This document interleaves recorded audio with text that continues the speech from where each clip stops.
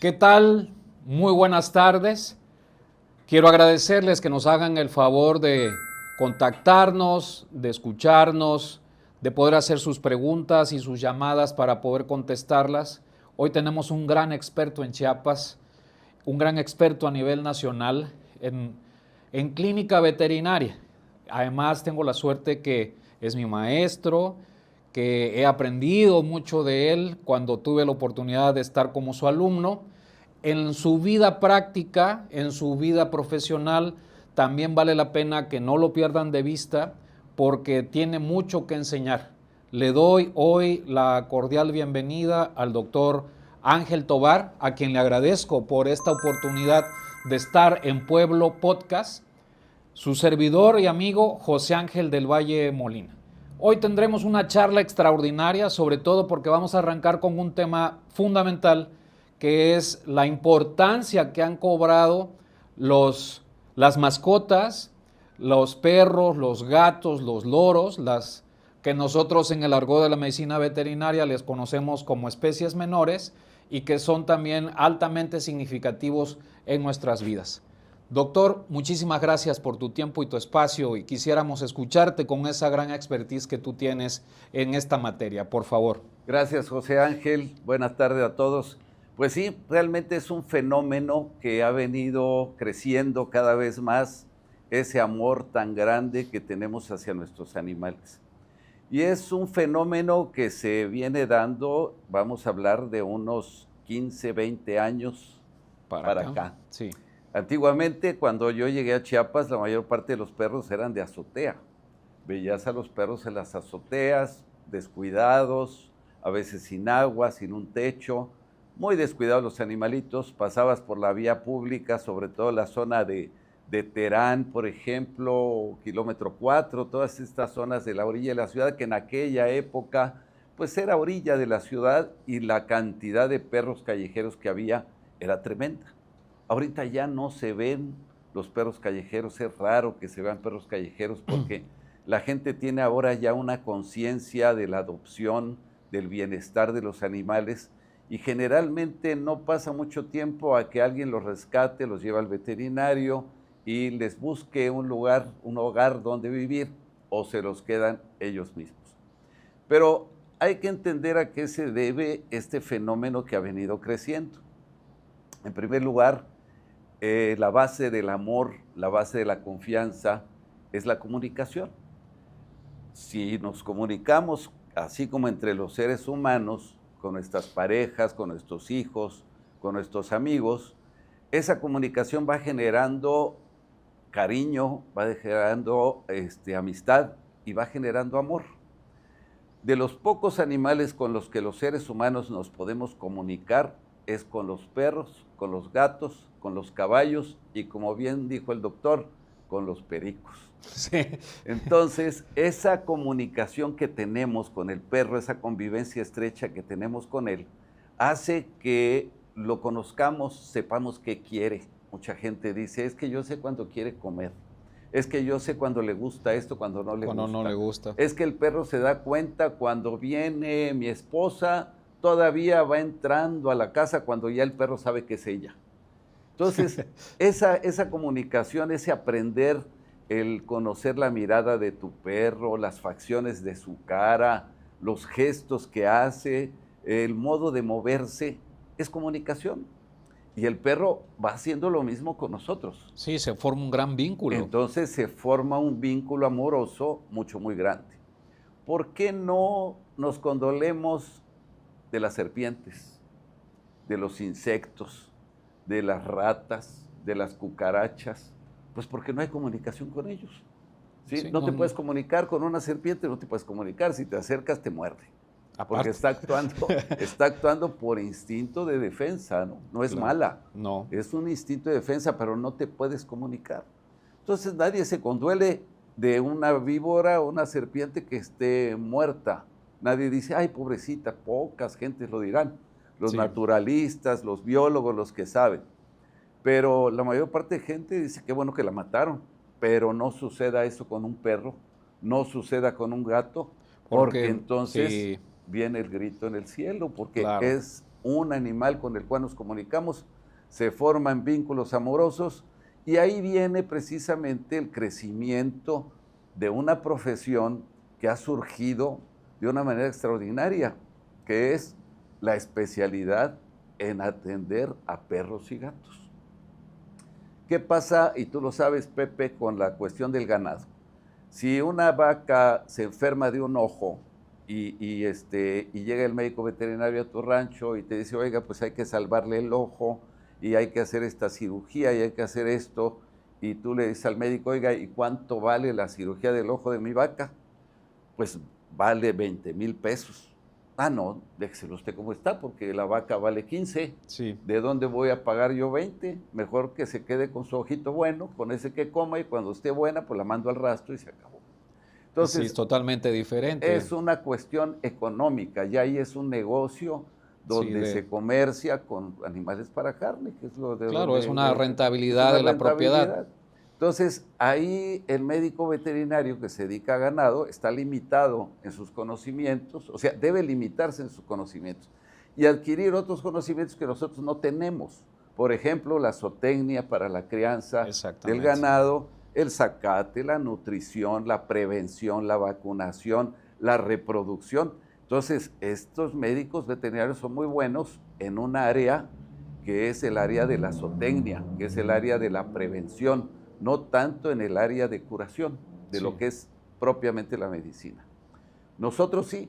¿Por qué? Porque un perro que cueste 200 pesos, para la persona que lo quiere, para la familia que lo ama, es todo, tiene todo el valor del mundo. La parte afectiva. Exactamente. Entonces, ¿qué pasa? Que eso nos obliga a nosotros como médicos veterinarios a prepararnos mucho en el área médica, a capacitarnos cada vez más, a tratar de comprar aparatos para poder hacer un mejor diagnóstico, para poder dar un tratamiento adecuado.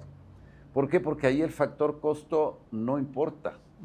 No importa, y a mí me ha tocado ver gente que por un animalito sacrifica todo, ¿sí? Desgraciadamente esto ha dado pie a que hay algunos médicos veterinarios, desgraciadamente, que abusan de esta parte sentimental. Eso es una falta de ética, yo no estoy de acuerdo con ello. Uno debe ejercer la profesión hasta donde sean sus límites de conocimiento y de acceso a los medios diagnósticos que haya. Claro. Ya a los perros ahora se les hace resonancias magnéticas, se les hace tomografías computadas. Ahorita estamos trabajando mucho en la cuestión de la oncología. Hay un gran campo de oncología en medicina veterinaria, donde incluso estamos aportando algunos conocimientos al área médica humana también. Ahorita en Argentina se está usando mucho un método de tratamiento de tumores que son poco accesibles a la cirugía, por un método que se llama electroporación. Electroporación. Es un aparato que por medio de electricidad se introduce en el tumor externo, vamos a suponer un tumor de la piel, o un tumor que esté en cavidad abdominal, por ejemplo, en el hígado. Se le pone ese aparato ahí y por medio de electricidad especialmente regulada, hace que los poros de las células se abran durante unos minutos. Entonces, es una técnica compleja donde se le inyecta la quimioterapia en un momento determinado en que el poro celular se abre y entonces permite la entrada del químico para poder resecarlo. Exacto, y mata las células malignas. Interesantísimo eso. Sí, esto es algo que surgió de la medicina veterinaria y obviamente para que la medicina humana lo acepte tiene que pasar un proceso. Pero así como esto, por ejemplo, el Pasicuantel, que es un antiparasitario muy comúnmente utilizado en ganado, que tú lo conoces, pues surgió de los estudios de la medicina veterinaria y resultó que ese medicamento Pasicuantel es un fármaco excelente para combatir la triquina, ese parásito dañino que produce convulsiones y daños cerebrales por comer carne de cerdo contaminada y que antiguamente era muy común por los cerdos de traspatio. ¿Te acuerdas? Todo un gran tema el tener el consumo, que tenía uno que tener el cuidado correspondiente. Exacto. Bueno, pues el Pasicuantel fue un descubrimiento de la medicina veterinaria. Otro medicamento que ahora con el COVID le dieron algunos utilidades mágicas porque decían que curaba el coronavirus. Realmente nunca lo curó, que es la ivermectina. Sin embargo, mucha gente lo utilizó, la ivermectina, porque en una revista médica muy prestigiosa de Europa, si no me equivoco, de Francia, un lado así, pusieron que la ivermectina bloqueaba e inhibía al virus del COVID-19, pero in vitro, eso quiere decir en el laboratorio. Claro. Cosa que en ya una no, cajita. En una cajita de Petri, y pues lo inhibió, ¿verdad? A lo mejor hasta le echas un poco de Coca-Cola y se queda aquí. Claro, por supuesto. Pero ya en el cuerpo humano no funcionó. Bueno, pero esa ivermectina que se descubrió también en medicina veterinaria, bueno, pues resultó excelente también para los problemas de sarna en humanos. Aquel que llega a padecer sarna, pues el médico dermatólogo le va a dar sus pastillas de ivermectina. Y es un descubrimiento veterinario. Entonces, la medicina veterinaria ha avanzado mucho en los diferentes campos, pero en el área de lo que es pequeñas especies es donde ha tenido un crecimiento exponencial muy grande, ¿no? Nosotros hacemos oncología, me gusta mucho el área de oncología y tengo un posgrado en oncología. Entonces nosotros hacemos citologías, tomamos la muestra, hacemos nuestras tinciones y observamos en el microscopio el tipo de célula que hay. Y la citología nunca es un resultado definitivo, pero nos da un acercamiento diagnóstico, es decir, probablemente sea cáncer de ese tipo, lo tengo que operar. ¿Para qué me sirve la citología? Porque si hay un tumor y yo sospecho que sea canceroso, a la hora que yo hago mi cirugía, tengo que hacer márgenes muy amplios, tengo que hacer cortes muy grandes para evitar que las células cancerosas estén en la orilla y se pasen al lado bueno. Entonces tengo que cortar todo lo malo y parte de lo bueno para que no haya esa discriminación. Para tener una barrera más de contención. Y ese tumor lo mandamos con patólogos que ya tenemos convenio con ellos. Uno está en Guadalajara y otro está en la Ciudad de México. Y ellos nos hacen el estudio histopatológico, nos dicen qué tipo de tumor es, nos dice qué grado tiene, si es un grado medio, un grado alto, que eso depende la reproducción o le llamemos coloquialmente la virulencia de la célula, qué tan rápido se está reproduciendo. Se va a multiplicar, ¿no? Y eso va a ser un pronóstico y va a ser también un punto para un tratamiento. Tenemos que estadificar el cáncer, esto es decir, es alto grado, bajo grado, qué grado tiene, y eso lo medimos por el tamaño del tumor, por si hay afectado los ganglios linfáticos y si hay alguna metástasis. Claro. Eso ya indica un grado alto, que es lo mismo que hacen los médicos cirujanos. Y es lo que perdón que te interrumpa, es lo que tú decías también como en la honorabilidad también con la que debe de actuar un médico veterinario. Porque si tiene ya también un grado de metástasis muy significativo, también es importante que se le exprese al dueño de la mascota, ¿no? En virtud de que qué tanto podemos seguirle invirtiendo cuando a lo mejor el desenlace de este animalito va a ser fatal, ¿no? O sea, independientemente porque ya tiene mucho avance el cuadro clínico con el que se encuentra. Entonces eso, qué bueno que das este tipo de ejemplos porque realmente es como debemos actuar en el gremio, con mucha profesionalidad de poder atender las mascotas, pero también por el valor sentimental, emocional y el vínculo tan estrecho que existe entre la mascota y el dueño, que también sepa qué perspectiva va a tener también de vida a su propio animal. Pues eso te agradezco que también lo platiques y lo converses, y le digo a las personas que nos hacen del favor de ver en Pueblo Podcast que hoy va a ser una muy, muy importante entrevista con un doctor como el doctor Tovar, que es muy significativa su presencia en la vida clínica de nuestro Chiapas y que es importante que hoy lo podamos disfrutar en esta extraordinaria conversación, y que también me gustaría que nos hiciera el favor, porque también está en una gran organización que le sirve a Chiapas, que es la Cruz Roja. Eso es también muy significativo también en tu quehacer. Nos gustaría, si nos haces el favor, independientemente, y si tú quieres ahondar en algún tema también de lo que es nuestra profesión, sino que podamos abordar lo que estás haciendo con un alto grado de responsabilidad en beneficio de nuestra ciudadanía chiapaneca. Sí, cómo no, si me permites, José Ángel, nada más para cerrar el tema de Por las favor. mascotas. Sí, tienes razón, no podemos abusar los médicos del sentimiento de la gente para obtener un beneficio Claro. económico, ni sacrificar la salud y la estabilidad de una mascota siguiendo un tratamiento que sabemos que no tiene ningún caso. Claro. Eso es una parte de la ética que desgraciadamente a veces no la hay en todas las profesiones. Desafortunadamente, ¿no? Sí. Y estamos jugando con una vida, con las Así emociones, es. la estabilidad de la propia casa, ¿no? Claro. De donde vive esta mascota, ¿no? Así es. Sí, realmente, qué bueno que lo tocaste porque es importante que la gente sepa y que haga las preguntas. A veces es preferible, ¿no? De hacer la pregunta, aunque pensemos que no tiene el gran significado o la gran sentido profesional para hacerlas, vale la pena que los profesionistas atiendan este tipo de circunstancias y poderle decir a la ciudadanía hasta dónde podemos llegar también con las posibilidades médicas que hoy existen. Exacto. Pues eso me da mucho gusto que lo puedas expresar y que también quede para conocimiento de toda la ciudadanía.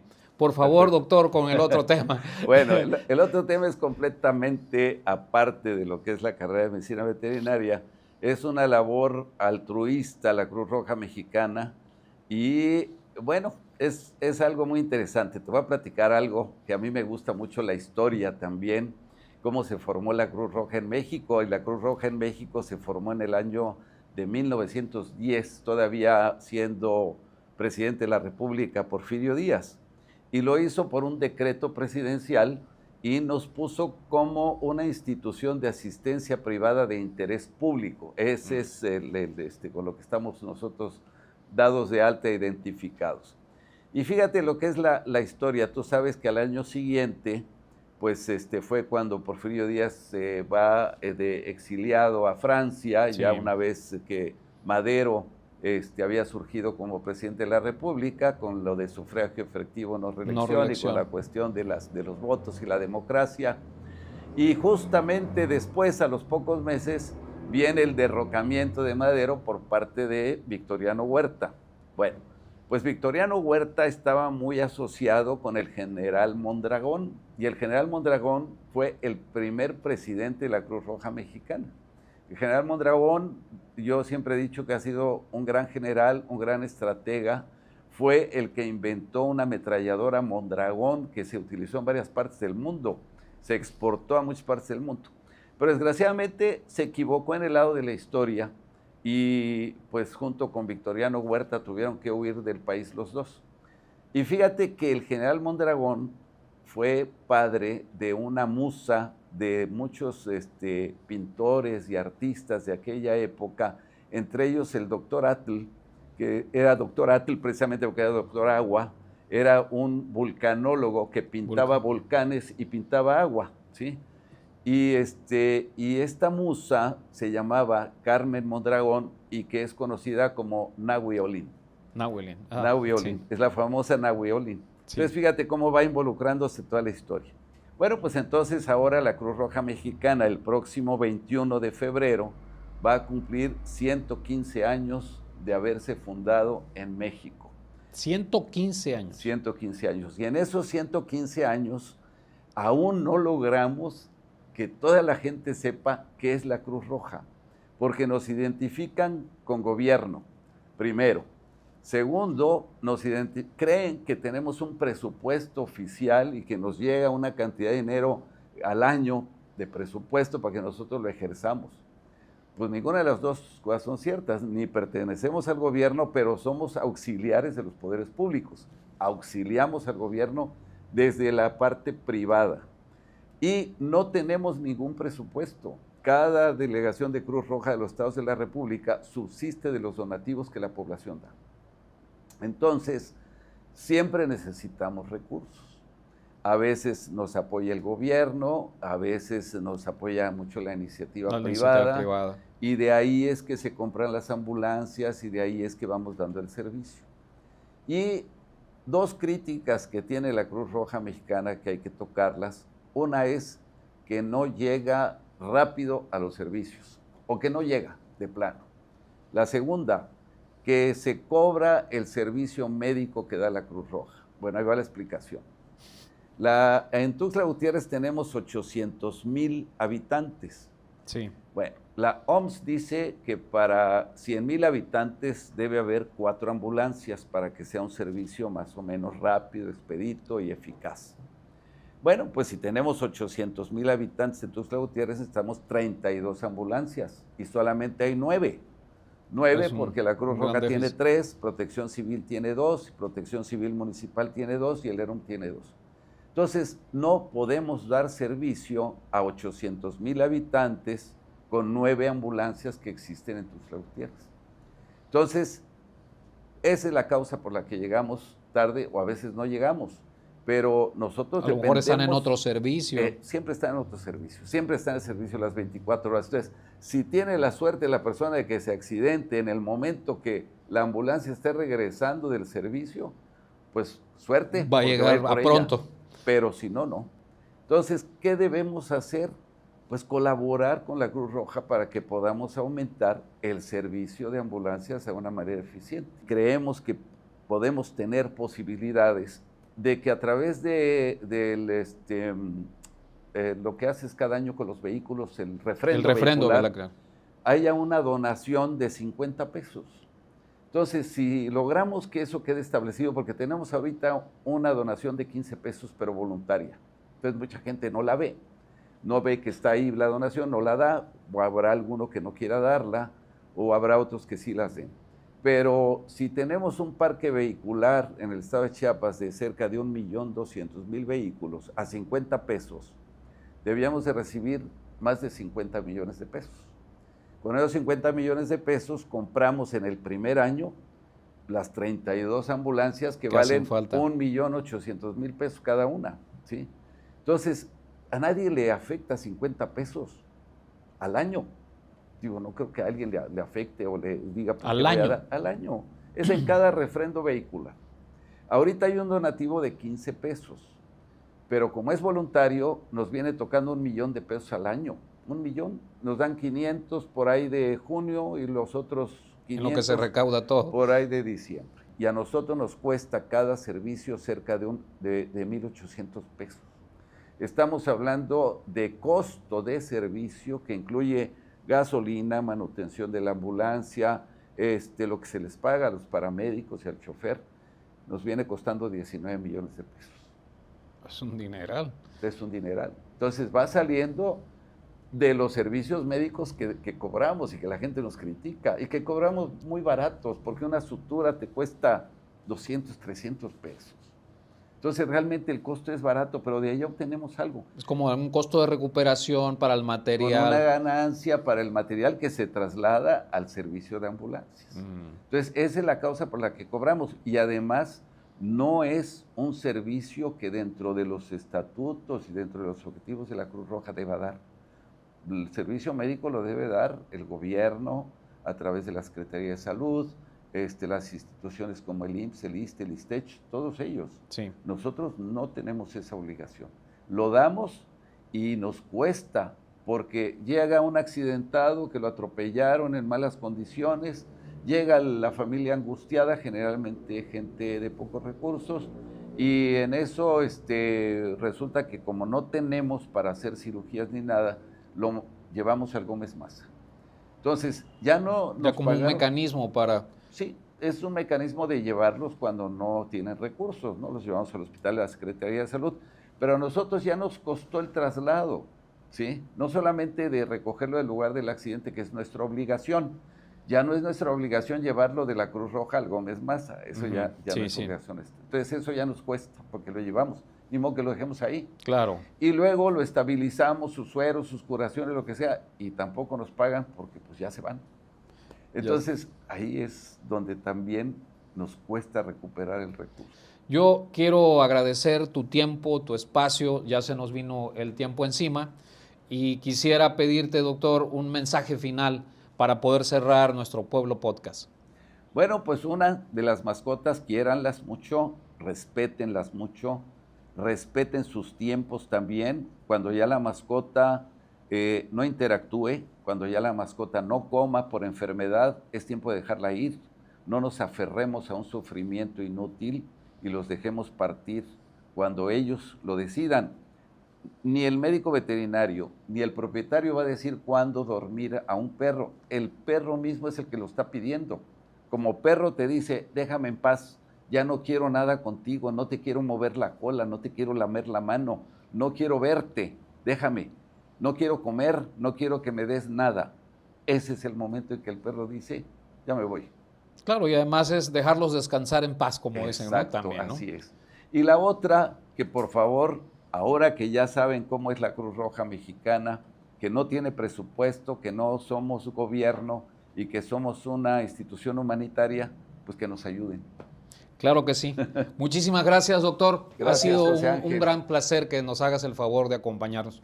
Muchísimas gracias, muy amables por hacernos el favor de sintonizarnos. Esta es su casa, Pueblo Podcast. Muchas gracias.